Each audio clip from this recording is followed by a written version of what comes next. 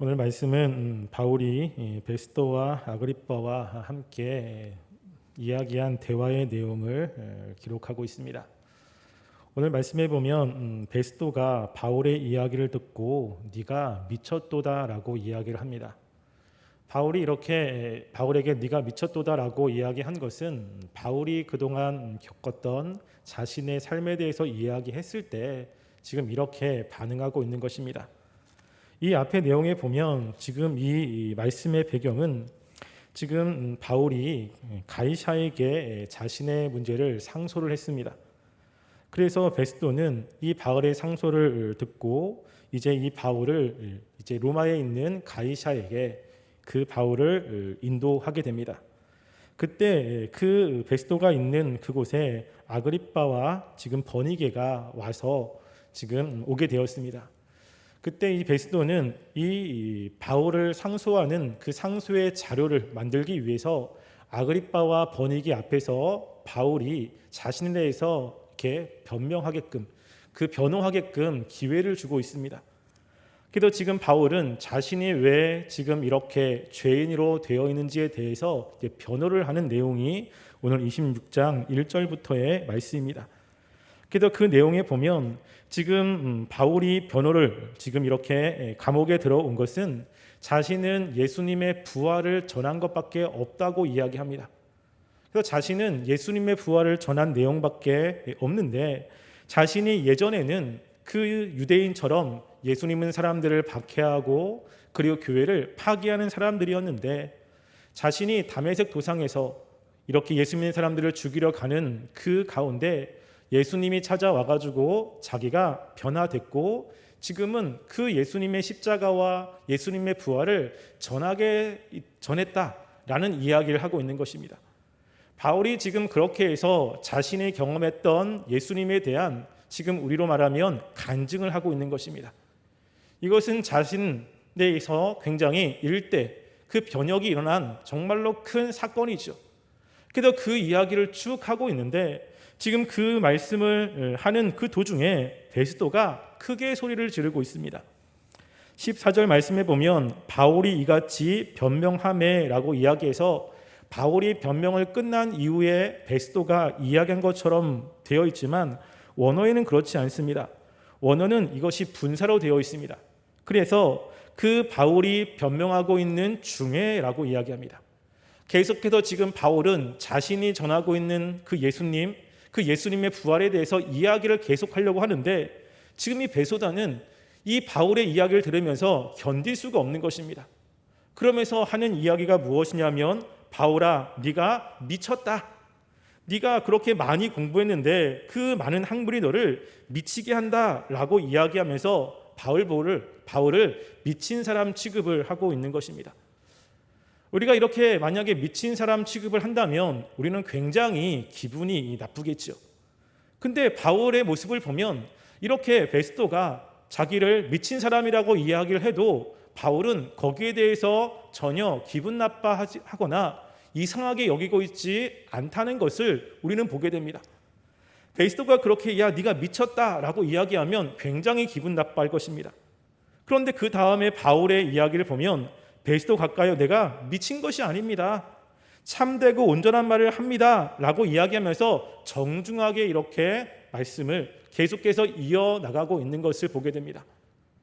지금 이 바울은 죄수로서 지금 재판을 받고 있고 그 재판 가운데 자신이 경험했던 예수 그리스도 자신의 삶에 대해서 이야기를 하는데 그 이야기를 들으면서 미쳤다라고 얘기를 한다면 굉장히 기분이 나쁠 것입니다. 우리가 예를 들어서 주변에 있는 사람들에게 내가 왜 예수님을 믿는지, 예수님을 믿었을 때 이러이러한 하나님의 은혜를 경험한 것을 증언하는데 그 얘기를 듣고 난 다음에 그 사람이 야 너 미친 거 아니야? 야 어떻게 그런 일이 있어? 너 뭔가 이상하게 된 거 아니야? 라는 소리를 들은다면 우리는 어떻겠습니까? 굉장히 기분이 나쁘죠. 그리고 더 이상 그 얘기를 하고 싶지 않을 것입니다. 그 사람과 관계도 이제 문제가 될 수도 있는 것이죠. 그런데 지금 이 바울은 전혀 그렇지 않습니다. 그렇게 주변에서 미쳤다고 이야기를 하고 옆에서 공격을 해도 바울은 굳건하게 그 복음을 전하고 자신이 전하는 그 내용이 명확함을 흔들림 없이 증언하고 있는 바울의 모습을 보면 참으로 많은 생각을 좀 하게 됩니다. 우리는 조금만 다른 사람들이 내가 전한 복음을 듣지 않아도 자꾸만 마음이 흔들리고 무엇인가 저 사람에게 이렇게 전했을 때 어떤 반응이 일어날까라고 하는 걱정과 근심도 우리 가운데 있지 않습니까? 그때 바울이 어떻게 해서 이렇게 담대하게 주님을 전할 수 있었을까? 이것을 말씀을 통해서 함께 좀 살펴보았으면 좋겠습니다. 지금 이렇게 바울아 네가 미쳤다라고 하는 이 이야기는요, 지금 바울에게만 이렇게 이야기한 것이 아니라 이 말은 예수님도 함께 들었습니다. 마가복음 3장 21절에 보면 이런 말씀이 있습니다. 예수의 친족들이 듣고 그를 붙들러 나오니 이는 그가 미쳤다 함이러라 라고 이야기합니다. 요한복음 10장 20절에도 이런 말씀이 있습니다. 그 중에 많은 사람이 말하되 그가 귀신 들려 미쳤거들이라고 이야기하죠. 사람들이 예수님을 보니까 예수님이 어떤 사람이에요? 미친 사람이에요. 가족들로 내팽개치고 그렇게 선지자 노릇한다고 이렇게 하는 걸 보니까 뭔가 미친 사람처럼 생각이 되고 있는 것입니다. 근데 예수님이 미쳤습니까? 그렇지 않죠. 무엇이냐면 지금 이 바울이 하는 이야기가 세상 사람들의 귀에, 세상 사람들이 듣기에는 전혀 제정신과 같은 제정신이 아니었다라고 하는 것입니다. 그들의 가지고 있는 그 상식과 그들의 생각과는 벗어난 거예요. 그들이 봤을 때 일반적이라고 하는 것과는 완전히 다른 이야기, 그리고 다른 방향으로 이야기가 전개되고 있습니다. 그러니까는 말도 안 되는 것이라고 지금 이야기를 하고 있는 것이죠. 우리가 주님을 믿는다고 이야기할 때 그 복음은 세상 사람들이 이해할 수 없는 내용입니다. 그들이 볼 때는 정말 미친 이야기고 말도 되지 않는 이야기라고 들릴 수 있는 내용인 것입니다. 그래서 우리가 복음을 전할 때 그 복음을 받아들이는 사람들도 있지만 실제로 그 복음을 거부하고 그리고 복음을 전하는 사람들에게 욕도 하고 핍박도 하는 일이 많이 있지 않습니까? 우리가 전하는 복음에 그러한 특징이 있다는 것을 사도 바울은 너무나 잘 알고 있었던 것입니다. 그래서 성경은 이렇게 이야기합니다. 고린도전서 1장 23절 말씀에 이렇게 이야기합니다. 우리는 십자가에 못 박힌 그리스도를 전하니 유대인에게는 꺼리끼는 것이요 이방인에게는 미련한 것이다 라고 이야기하는 거예요. 지금 복음을 전하는데 그 당시에 사람들을 유대인과 이방으로 이렇게 두 부로 나뉘었잖아요. 근데 그 당시에 있는 사람 가운데 유대인들은 굉장히 꺼리끼는 것이고 그리고 이방인들은 그 얘기를 들었을 때 미련하다라고 치부할 수 있는 내용의 것이라는 것입니다. 고린도전서 2장 13절과 14절 보면 이렇게 이야기합니다. 우리가 이것을 말하거니와 사람의 지혜가 가르친 말로 아니하고 오직 성령께서 가르친 것으로 하니 영적인 일은 영적인 것으로 분별하느니라. 육에 속한 사람은 하나님의 성령의 일들을 받지 아니하나니 이는 그것들이 그에게는 어리석게 보이며 또 그는 그것들을 알 수도 없나니 그러한 일은 영적으로 분별되기 때문이다 라고 이야기합니다. 우리가 전하는 복음은 영적인 이야기입니다. 하나님과 관련된 이야기입니다. 그러니까 그 복음을 일반 믿지 않는 사람들에게 전했을 때는 그들은 이해할 수가 없는 것입니다. 그들은 그것이 납득이 안 되는 것이죠. 미련한 것이고 말도 안 되는 것입니다. 우리가 세상에 나가서 믿는 자로서 분명하게 살 때 우리도 똑같은 일이 벌어질 수 있다는 것입니다.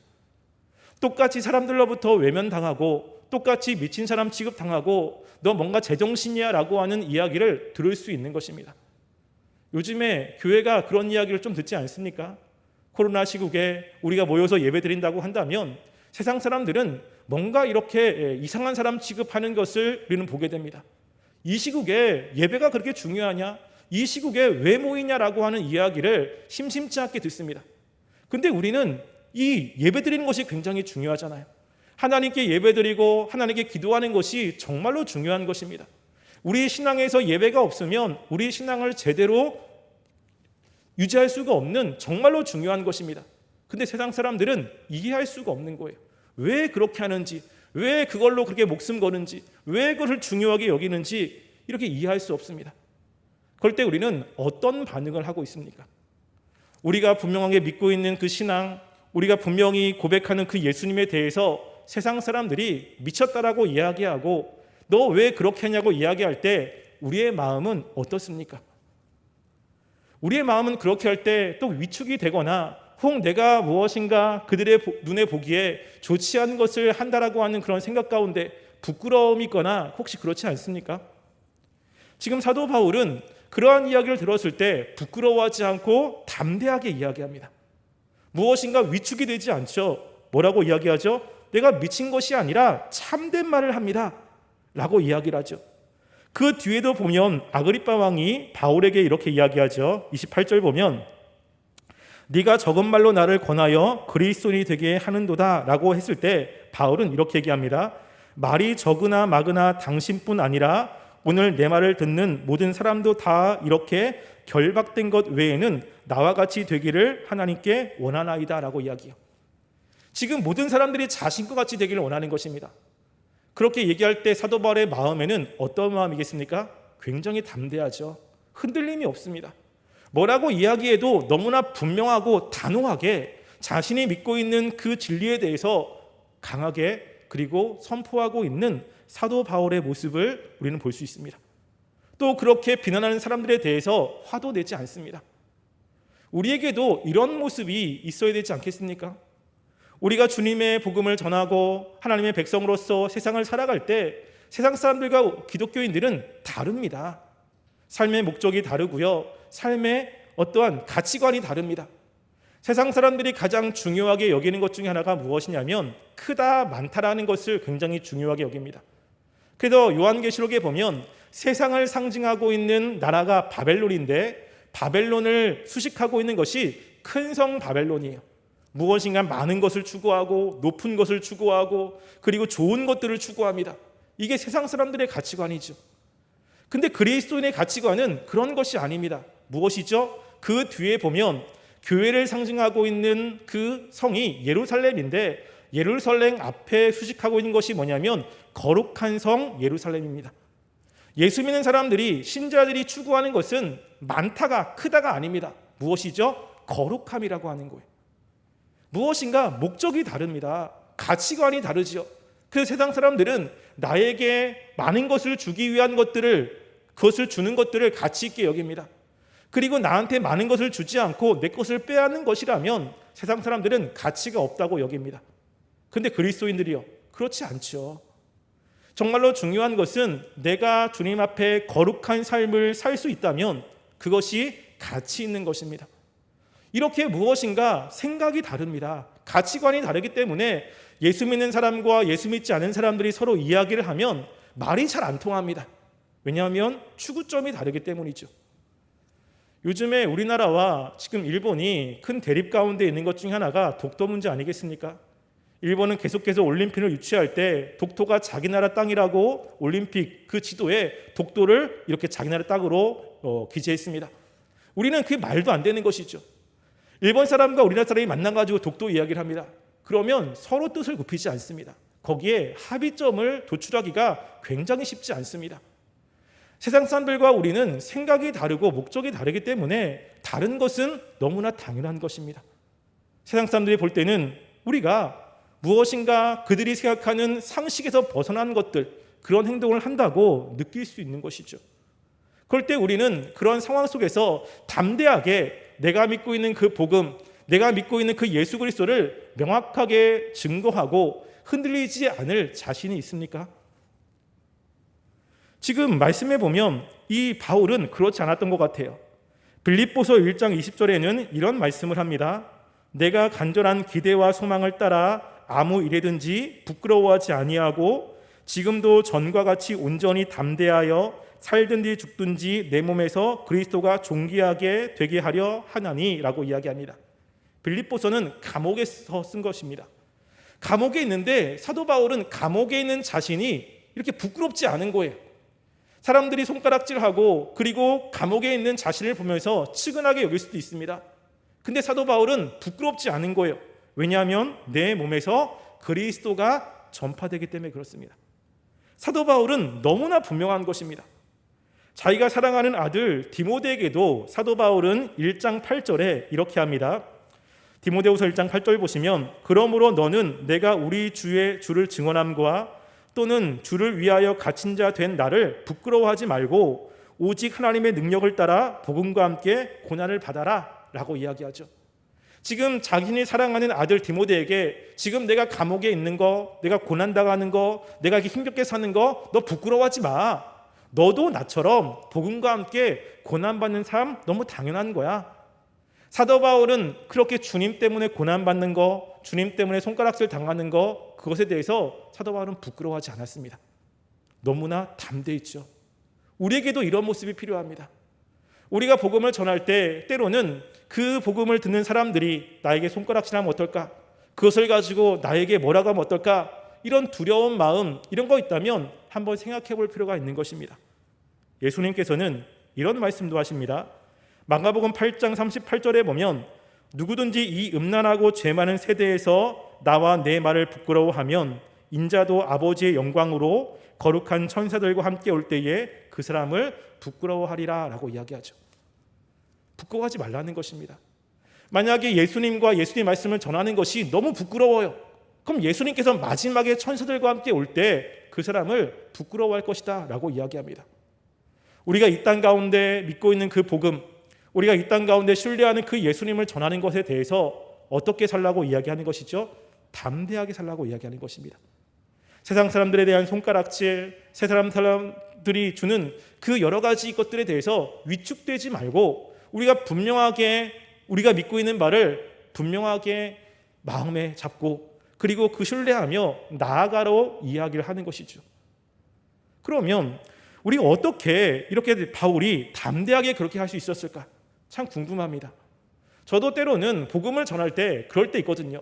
야, 내가 이렇게 전해가지고 그 사람들이 나한테 뭐라고 하면 어떻게 하지? 나는 거기다가 뭐라고 얘기하지? 한편으로는 그런 마음이 들 때도 있어요. 그런 마음을 들면서 야, 정말 그런 마음 들면 안 되는데 왜 목사인데 그런 마음이 들까라는 생각을 할 때가 있습니다. 그러면서 이 바울을 보면 너무 담대한 거예요. 야, 어떻게 바울은 그렇게 감옥에 들어가서도 지금 자신의 죄에 대해서 취조받는 그 장소에서도 그렇게 부끄러움 없이 당당하게 예수 그리스도를 전하고 복음을 전할 수 있었을까? 이게 너무나 궁금하고 그리고 위대해 보이는 것입니다. 그런데 디모데후서 1장 12절 말씀에 자신이 그렇게 할 수 있었던 그 비결을 이야기하는 것을 보았습니다. 디모데후서 1장 12절 말씀을 우리 함께 찾아보았으면 좋겠습니다. 디모데후서 1장 12절입니다. 사도 바울이 자신이 그렇게 고난을 받는데 부끄러워하지 않는 그 명확한 자신의 비결, 자신의 이유를 1장 12절에 이야기합니다. 디모데후서 1장 12절 말씀 함께 봉독하겠습니다. 이로 말미암아 내가 또 이 고난을 받되 부끄러워하지 아니함은 내가 믿는 자를 내가 알고 또한 나를 의탁한 것을 그날까지 그가 능히 지키실 줄을 확신함이라. 아멘. 여기 보면 이로 말미암아 내가 또 이 고난을 받되, 지금 고난받고 있잖아요. 그런데 부끄러워하지 않아요. 전혀 그것에 대해서 부끄러워하지 않은 이유가 무엇입니까? 그것은 내가 믿는 자를 내가 알고 또한 내가 의탁한 것을 그날까지 그가 능히 지키실 줄을 확신함이라 라고 이야기합니다. 이것을 조금 쉽게 표준 세모적으로 번역하면 이렇게 이야기합니다. 그러므로 나는 이런 고난을 당하면서도 부끄러워하지 않습니다. 나는 내가 믿어온 분을 잘 알고 있고 또 내가 맡은 것을 그분이 그날까지 지켜주실 것을 확신합니다 라고 이야기합니다. 사도 바울이 그렇게 담대한 이유가 무엇입니까? 자신이 믿고 있는 예수님이 어떤 분인지를 알아요. 자신이 믿고 있는 그 예수님이 어떤 분인지를 너무 분명히 아니까 그 예수님 외에는 구원이 없고 그 예수님께서 온 세상을 창조하시고 다스리시고 마지막 때의 심판자로 오신다는 것을 사도 바울은 너무나 분명히 알고 있는 것입니다. 그러니까 흔들 수 없는 것은 지금 사도 바울은 매일같이 그 예수님에 대한 분명한 확신이 있는 것이에요. 그 예수님이 어떤 분인지 알기 때문에 그렇습니다. 우리가 때로는 자꾸만 흔들리는 이유가 무엇입니까? 우리가 알고 있는 그 예수님에 대해서 자꾸만 의심이 생기고 그 예수님에 대한 믿음이 자꾸만 흔들림이 때문에 그렇지 않습니까? 예수님께서 세상을 주관하시고 통치하신다라고 하는 것을 명확히 안다면, 그리고 예수님께서 마지막 때 이 세상을 심판하시는 분이라는 것을 우리가 늘 인식하고 있다면, 예수님을 믿지 않는 사람들은 결국에는 멸망당할 수밖에 없다는 것을 명확히 안다면 우리는 담대할 수 있는데, 자꾸만 우리에게서 그 예수님에 관한 그 진리가 자꾸만 희미해지는 우리의 모습이 있지 않습니까? 우리의 관심사가 예수님이 아니라 자꾸만 무엇인가 하나님께 기도해서 무엇인가 복을 받거나 어려움을 해결하는 것에만 관심이 있지, 정말 우리가 믿고 있는 그 예수님이 가지고 있는 복음, 그 예수님이 어떤 분인지에 대한 것을 자꾸만 잃어버리는 우리들에게 있지 않습니까? 그래서 사도 바울은 빌립보서 3장 8절에 이렇게 이야기합니다. 또한 내가 모든 것을 해로 여김은 내 주 그리스도 예수를 아는 지식이 가장 고상하기 때문이라. 내가 그를 위하여 모든 것을 잃어버리고 배설물로 여김은 그리스도를 얻고라고 이야기해요. 사도 바울에게 가장 가치 있는 분은 예수 그리스도이셨어요. 예수 그리스도에 비해서 다른 것들은 다 배설물과 같은 것이죠. 배설물과 가치 있는 것을 이렇게 놓으면 뭘 선택하겠습니까? 당연히 가치 있는 것을 선택하게 되는 것이죠. 우리가 우리의 삶에 있어서 가장 가치 있고 가장 중요한 분은 예수 그리스도이십니다. 왜? 그분만이 우리를 구원할 수 있는 분이기 때문에 그렇죠. 어떤 분은 그렇게 이야기하세요. 구원은 다 받는 건 아닙니까? 구원 말고 그 다음 거, 우리가 기도에 응답받는 거, 또 무엇인가 기도해가지고 하나님께 무엇인가 받는 거, 이게 중요한 것이지 구원은 다 받는 거 아닙니까? 라고 이야기합니다. 그런데 그렇지 않습니다. 우리의 삶에 가장 가치 있는 게 구원이죠. 그걸 어떻게 우리가 알 수 있냐면요, 우리가 그것을 이렇게 다른 것과 비교해서 보면 알 수 있습니다. 우리는 가치 있는 것과 가치 없는 것을 서로 교환하진 않습니다. 자, 그럴 때 만약에 주님께서 이렇게 우리에게 물어봐요. 너가 지금 믿고 있는 그 믿음, 예수 믿는 것을 포기하고 그거가 뭘 바꾸냐면 이 땅에 있는 명예, 권세, 그리고 능력 다 줄 테니까 너 나중에 지옥 가라 라고 하는 것과, 너 천국 보내줄 테니까 이 땅에서 조금 힘들게 살아라 라고 하는 것 중에 어떤 것을 선택하시겠습니까? 이 땅에서 모든 걸 다 누릴 수 있어요. 할 수 있는 거 다 할 수 있습니다. 그런데 마지막에 그러고 나서 너 지옥 가, 이거랑 너 이 땅 가운데 좀 힘들지만 그래도 마지막에 천국 보내줄게 라고 하는 것과 어떤 것을 선택하시겠습니까? 저는 후자를 선택합니다. 왜? 구원이 다른 어떤 것보다 중요하기 때문이죠. 그렇다는 것은 이 세상에 어떤 것보다 가치 있는 것은 구원이라고 하는 것입니다. 그 구원을 주시는 분이 예수 그리스도이시죠. 사도 바울은 이것을 분명하게 깨달았습니다. 날마다 그 예수님과 함께 교제하고 그 예수님의 말씀을 묵상하며 살아갈 때 그 예수님이 얼마나 중요한지, 예수님께서 하셨던 그 사역의 가치와 그 예수님을 통해서 자신이 경험하고 있는 그 유익과 풍성함이 어떤 것인지를 사도 바울은요, 날마다 인식하고 날마다 깨달았던 것입니다. 그렇기 때문에 그 주님에 대한 명확한 지식으로 사도 바울은 담대할 수 있는 것입니다. 우리들에게 구원은 어떤 의미가 있습니까? 구원이 정말 나에게 가치가 있습니까? 어떤 사람들 얘기처럼 구원은 10원보다 못한 정말 가치 없는 것처럼 누구나 주시는 그런 것으로 여기지 않습니까? 만약에 우리가 그렇게 생각한다면 우리는 복음에 대해서 부끄러워질 수밖에 없습니다. 세상에서 담대할 수가 없는 것이죠. 그런데 마지막 때에 하나님이 심판하셨을 때, 그 심판할 때 지옥에 가는 사람들에게는 가장 그때 필요하고 가장 원하는 것은 바로 구원일 것입니다. 우리는 먼저 그것을 아는 사람이고 먼저 그것을 경험한 사람들입니다. 근데 세상 사람들은요, 그것을 모르는 것이죠. 마지막 때의 심판을 모르기 때문에 지금 당장 눈에 보이는 거, 지금 당장 내게 유익을 끼치는 것이 가치 있다고 생각하며 살아가는 사람들입니다. 그러니까 우리는 세상 사람들과 함께 가치관이 다른 것이죠. 사도 바울은 자신이 분명히 경험했던 예수님에 대해서 이야기할 때 비난도 받았습니다. 그것 때문에 고난도 받았습니다.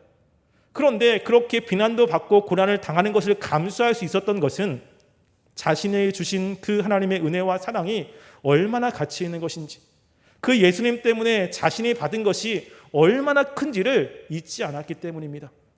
우리가 이것을 잊지 않았으면 좋겠습니다. 우리의 삶과 또 여러 가지 일 때문에 그 예수님에 관한 것을 잊어버리고 자꾸만 세상 삶과 똑같은 가치관과 똑같은 목표로 살아가려고 하는 우리의 삶이 되지 않았으면 좋겠습니다.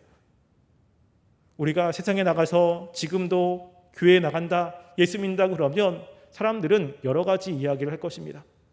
우리가 그때 그 사람들과 관계 속에서 우리가 믿고 있는 신앙을 부끄러워하거나 아니면 이렇게 무엇인가 위축되거나 그렇지 않고 정말 담대하게 이 시대의 사람들이 날마다 코로나 때문에 때로는 죽는 사람들 있고 어려움이 있습니다.